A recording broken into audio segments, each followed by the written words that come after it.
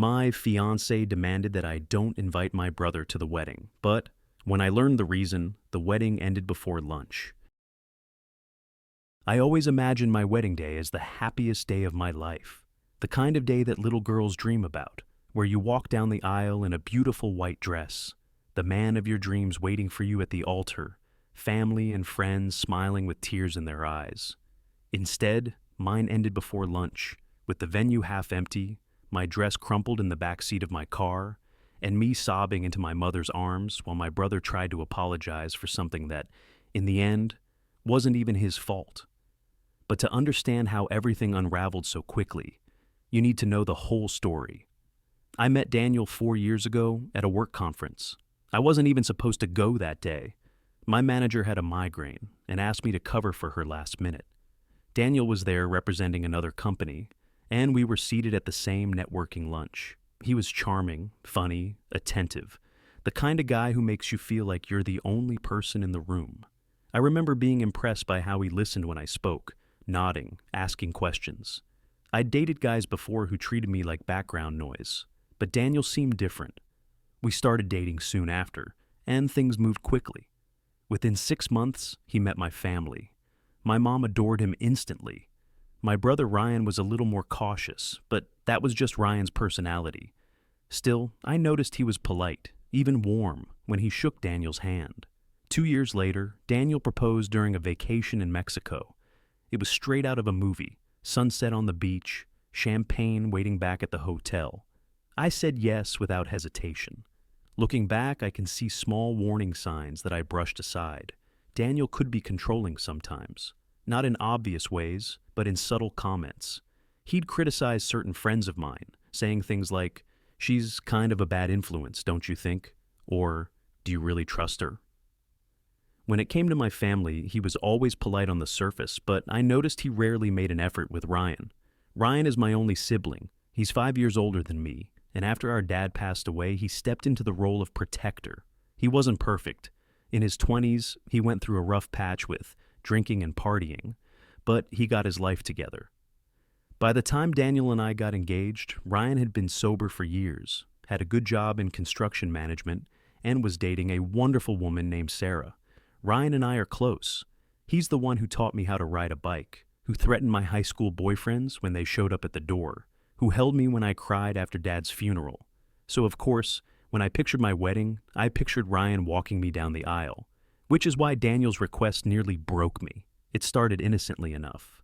We were sitting on the couch, laptops open, working through the endless spreadsheet of names for the guest list.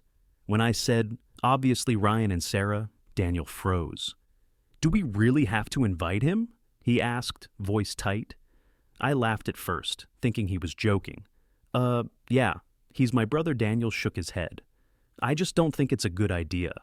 He has a history. You know what I mean?" I frowned. "His history isn't who he is now. And even if it were, he's still my family." Daniel sighed. "I just don't want any drama. It's our wedding, and the focus should be on us." The conversation spiraled from there. Over the next week, he brought it up again and again. First, he suggested Ryan could attend the ceremony, but skip the reception. Then he suggested Ryan could watch the live stream instead, because he'd still technically be part of it. Each time, I shot him down. "Daniel, stop!" He's walking me down the aisle. End of discussion. But it wasn't the end. Over the next month, the tension built. Daniel would make passive-aggressive comments whenever Ryan's name came up. If I mentioned Ryan helping me with some wedding errands, Daniel would mutter, "Of course he's inserting himself." If Ryan texted me something funny, Daniel would roll his eyes and say, "Figures." I finally confronted him. "What is going on? Why do you hate him so much? He's been nothing but nice to you." Daniel clenched his jaw. "I just don't trust him, okay?" "Why not? What did he ever do to you?" Daniel's face paled. He opened his mouth, then shut it again. "It's complicated," he muttered before walking away. My stomach dropped. Something about the way he said it made the hairs on the back of my neck stand up. But I told myself I was overthinking. Weddings are stressful, right? People get weird. Still, I couldn't shake the feeling that something was very, very wrong. The morning of the wedding was a blur of hair, makeup, and laughter with my bridesmaids. My dress was everything I'd dreamed of. Ivory satin with lace sleeves, simple but elegant. Ryan showed up in a tailored suit, looking so proud as he hugged me.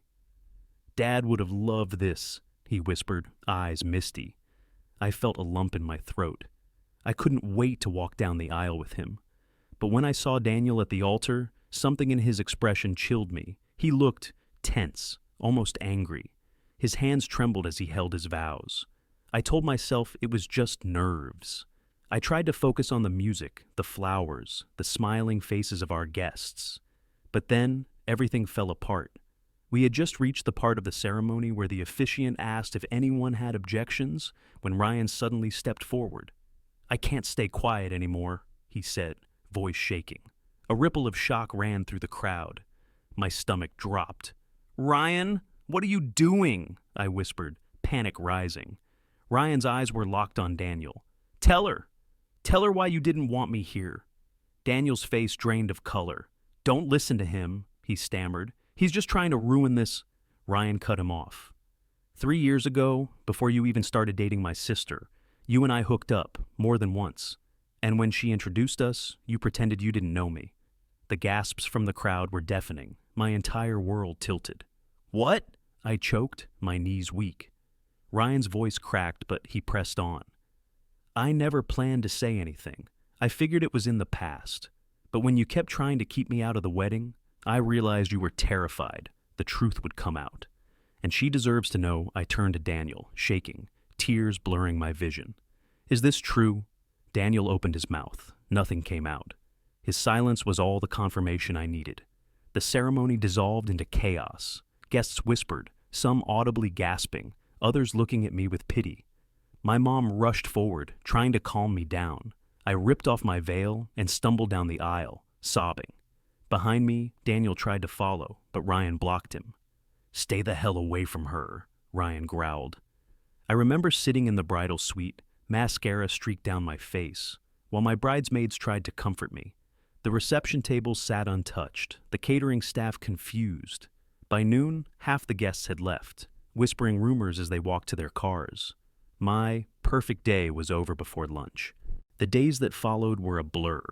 Daniel called non-stop. He emailed long paragraphs about how it was just a mistake, and it happened before we were together.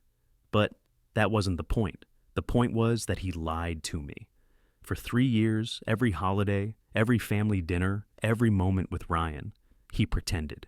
He let me fall deeper in love while hiding the ugliest secret imaginable. Worse, he tried to erase my brother from the most important day of my life to cover his tracks. Ryan apologized over and over, but I don't blame him. He was right. It happened before Daniel and I dated, and he truly thought it didn't matter. The betrayal was Daniel's, not his. It's been a month since that day. I moved back in with my mom for now. I donated my wedding dress. I couldn't stand to look at it. Daniel still tries to reach out, but I've blocked him everywhere. My friends say I dodged a bullet. My therapist says I need to work through the trauma. All I know is this. If Ryan hadn't spoken up, I might have married a man who never respected me enough to tell me the truth. My wedding was supposed to be the happiest day of my life. Instead, it ended before lunch. But maybe that's not a tragedy. Maybe it's a blessing in disguise. Because now, at least, I know the truth.